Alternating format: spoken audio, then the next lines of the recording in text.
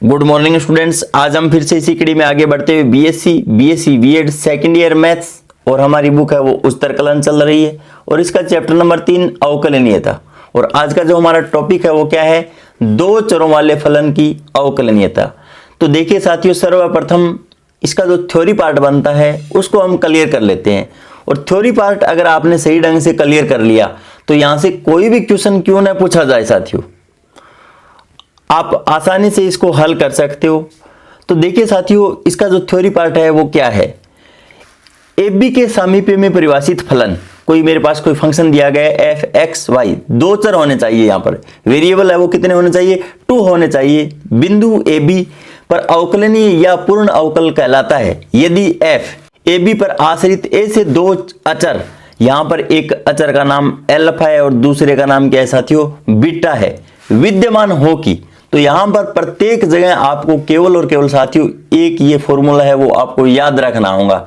इस फॉर्मूले को भी मैं हिंट की सहायता से याद करवाने वाला हूं। वो किस प्रकार से, देखिए साथियों, लिमिट यहां पर h tends to 0, k tends to 0, h और k 0 की ओर प्रवर्तमान है, या अगर सर बोल सकते हो f a plus h comma b plus k minus f a b minus alpha minus beta के मैन बट्टे अंडरूट h स्क्वायर प्लस है k स्क्वायर और बराबर है 0। तो देखिए साथियों, आपको इस फॉर्मूले को किस प्रकार से याद रखना होगा। आपने देखा होगा ये जो इतना मान है ये सतत वाली कंडीशन में प्रत्येक जगह काम आता है। हमें एक चर बिंदु दिया गया हो तो हम सिंगल वैल्यू रखते हैं। जैसे आप समझ सकते हो एफ एक्स माइनस एफ ही, ऐसा हमने सतत के अंदर कंडीशन पढ़ी होंगी। इसका मापांक है वो लेस देन इक्वल एप्सिलॉन से हम छोटा लेकर चलते हैं और x माइनस ए से डेल्टा अगर हम छोटा दिखला देते हैं तो ऐसी कंडीशन हमने सतत के अंदर पढ़ी होंगी साथियों, याद होगा आपको। अगर इस वीडियो को देखने से पूर्व आपने पहले वाले वीडियो नहीं देखे तो ये वीडियो समझने में आपको कठिनाई महसूस होगी। मैं आप सभी से आग्रह करता हूं कि इस वीडियो को देखने से पहले पूर्व वीडियोस को जरूर देखिए, अवश्य देखिए साथियों। उसके बाद में ये वीडियो आपको आदमी ज्यादा समझ में आएगा आपको। तो यहां पर देखिए साथियों, दो बिंदुओं के बीच की दूरी का फॉर्मूला हम जानते हैं। तो यहां पर h माइनस 0 का होल स्क्वायर, k माइनस 0 का होल स्क्वायर और अंडरूट। तो यहां पर इसको सरलीकरण करने पे यहां पर देखिए साथियों, अंडरूट के अंदर h square plus k square आएगा। और यहां पर जो h का मान है और एल्फा का मान है, बीटा का मान और के का मान, आपको क्या क्या याद रखने। तो देखिए साथियों, h तो हमेशा h ही रहने वाला है यहाँ पर, लेकिन एल्फा और एल्फा की जगह आपको साथियों यहाँ पे एफ एक्स ए बी याद रखना होगा। इसका अर्थ ये हुआ, यहाँ पर पार्शियल डेरिवेटिव है, आंशिक अवकलन करना पड़ेगा हमें। और यहाँ पर जो बीटा का अर्थ है साथियों, बीटा बराबर एफ वाई ए और ए बी। तो यहां पर आप समझ गए होंगे कि एक फॉर्मूला अगर आपने सही ढंग से याद कर लिया, दो चरों वाले फलनों की अवकलनीयता के लिए केवल मात्र एक फॉर्मूला यही अप्लाई होने वाला है प्रत्येक जगह। तो सर्वप्रथम इस फॉर्मूले के अंदर हमें क्या करना होगा साथियों, एफ एक्स ए बी का मान हम अलग से निकाल लेंगे और एफ वाई ए बी का मान है वो अलग से निकाल लेंगे। और अलग से निकालने के बाद में यहां पर इस फॉर्मूले के अंदर हम पुट कर देंगे। पुट करने के बाद में इसको सरलीकरण कर लेंगे और सरलीकरण करने के बाद में यहां पर जो हमारे पास रिजल्ट पूछा गया है उसको हम सेटिस्फाई कर देंगे दिए गए क्वेश्चन के अकॉर्डिंग। तो देखिए साथियों, एग्जांपल नंबर फर्स्ट को हम किस प्रकार से हल करते हैं। सिद्ध कीजिए कि फलन एफ एक्स कोमा वाई बराबर, और यहां पर एक्स y का मापांक और पूरे की पावर 1/2 और यहां पर 0 0 पर अवकलनीय नहीं है, किंतु fx तथा fy दोनों ही 0 0 पर विद्यमान है। तो सर्वप्रथम मैंने आपको बता दिया है कि fx और fy चाहे हमें क्वेश्चन के अंदर पूछा जाए विद्यमान है या नहीं, लेकिन हमें तो अवश्य ही निकालना होता है, क्योंकि हम यहां पर fx ab और वाई ए बी का मान हमें इस फॉर्मूले के अंदर पुट करना होता है, तो हमें पहले से ही निकाल कर रखना होगा। तो देखिए साथियों, यहाँ पर प्रथम देखिए साथियों, हम एफ एक्स ए बी का मान ज्ञात कर लेते हैं और इसके लिए जो फॉर्मूला रहेगा वो क्या रहेगा। देखिए साथियों, प्रत्येक जगह यही फॉर्मूला रहेगा, F A plus H B minus F A B और मेन बट्टे के अंदर एच। यहां पर आप देख सकते हो अगर हम एफ एक्स ज्ञात कर रहे हैं तो यहां पर ए प्लस एच लिखा जाएगा। क्या लिखा जाएगा? ए प्लस एच।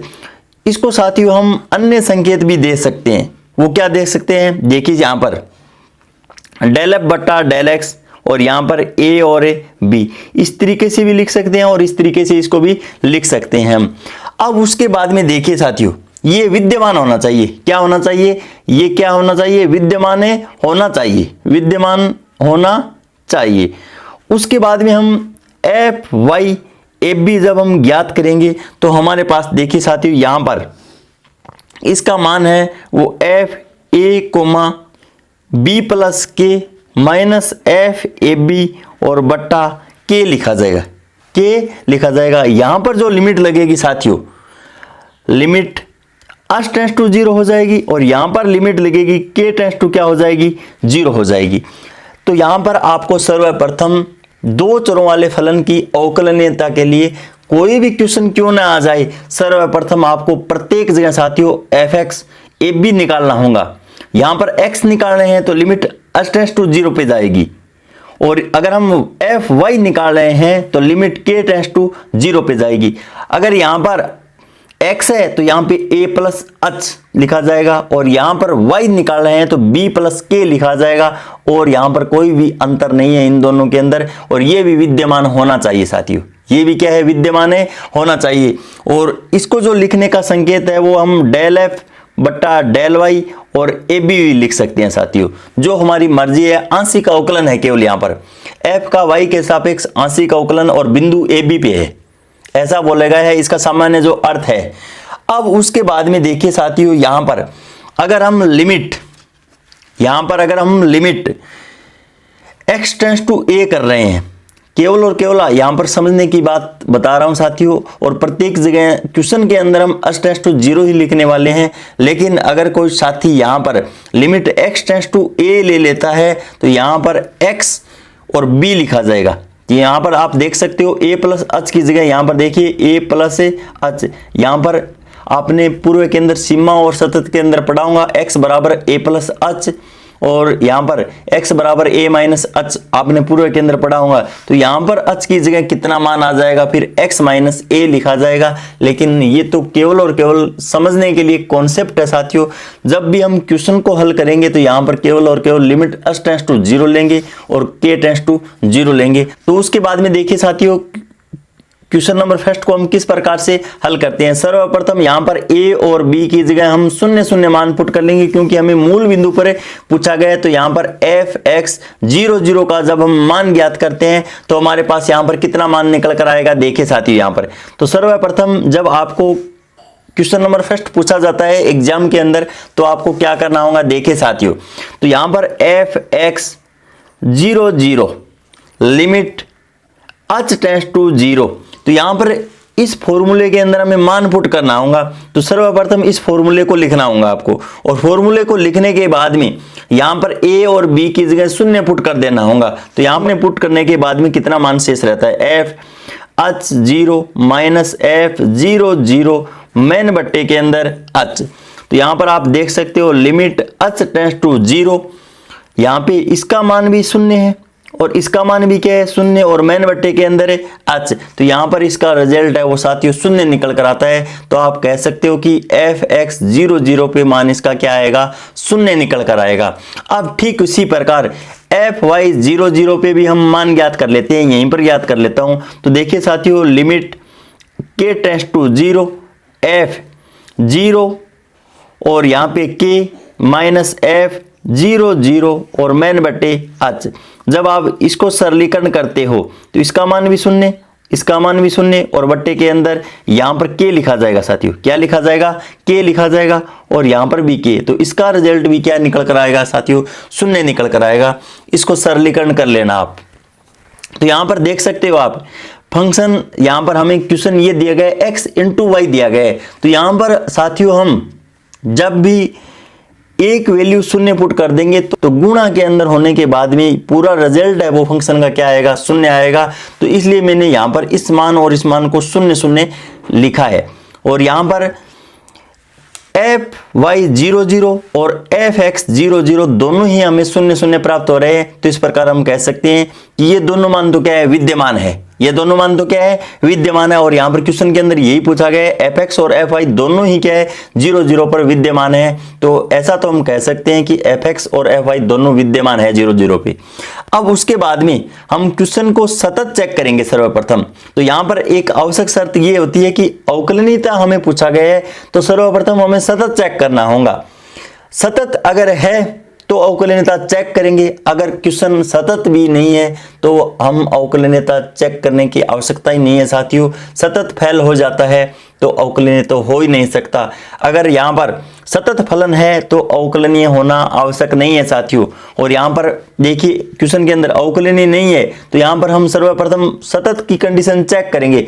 और सतत के लिए अगर हम सीमा दोनों संतुष्ट करवा देते हैं, राइट हैंड लिमिट और लेफ्ट हैंड लिमिट अगर इक्वल आ जाती है तो दिया गया क्वेश्चन है, और पर्टिकुलर जो बिंदु दिया गया है उस पर भी संतुष्ट होना चाहिए। तो इन तीनों कंडीशनों का अगर कहीं भी पालन हो रहा है तो दिया गया फलन सतत होगा साथियों। तो सर्वप्रथम हम सतत की कंडीशन चेक करेंगे।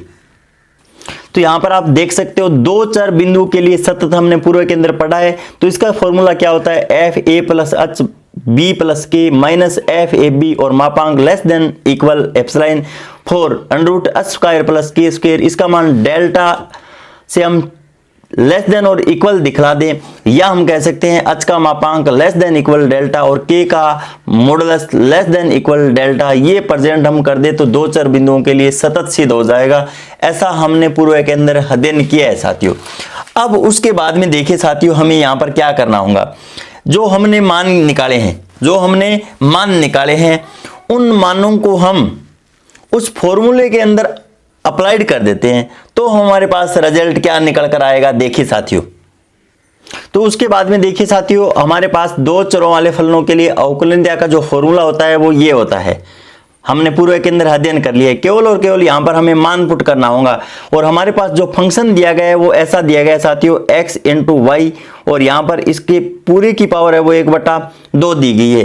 तो यहाँ पर पावर 1/2 का मतलब ये हुआ, इसको मैं अंडरूट के अंदर x इंटू वाई का मापांक लिख सकता हूँ अंडरूट के अंदर, क्योंकि अंडरूट के अंदर इस प्रकार लिख सकता हूँ कि अंडरूट का जो मान होता है वो 1/2 होता है।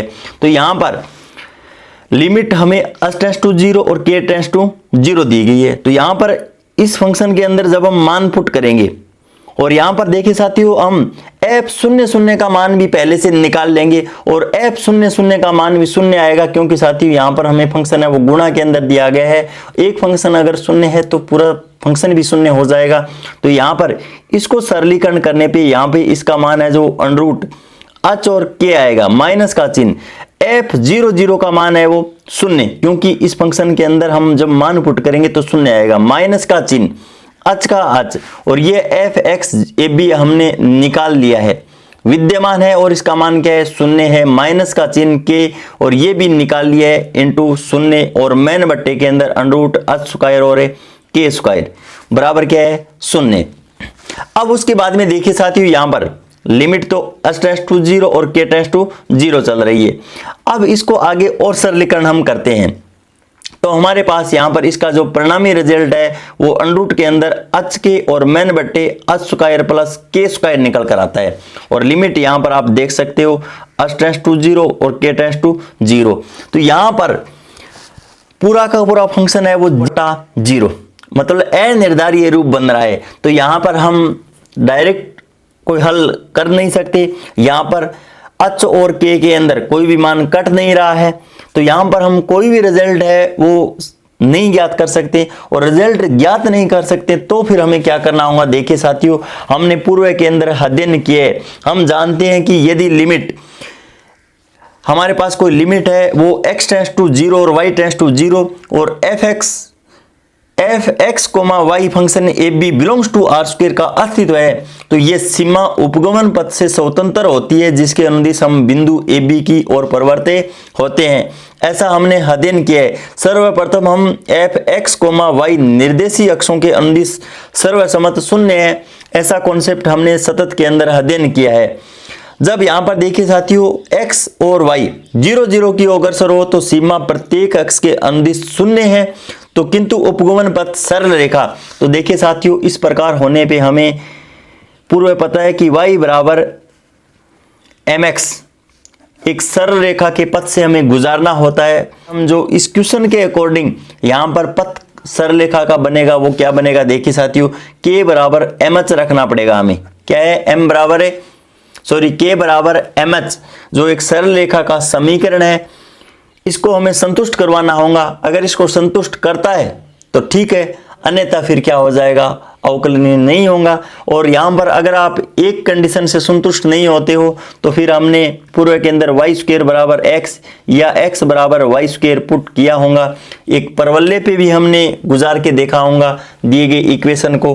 तो यहाँ पर देखिए साथियों k बराबर हम mh पुट कर देंगे यहाँ पर। तो यहाँ पर देखिए साथियों लिमिट h टेंड्स टू 0 और यहाँ पर अंडर के अंदर h का तो h, k का मान यहाँ पर क्या है mh है और मैन बट्टे के अंदर h स्क्वायर और प्लस k का स्क्वायर का मतलब होगा m स्क्वायर और h स्क्वायर।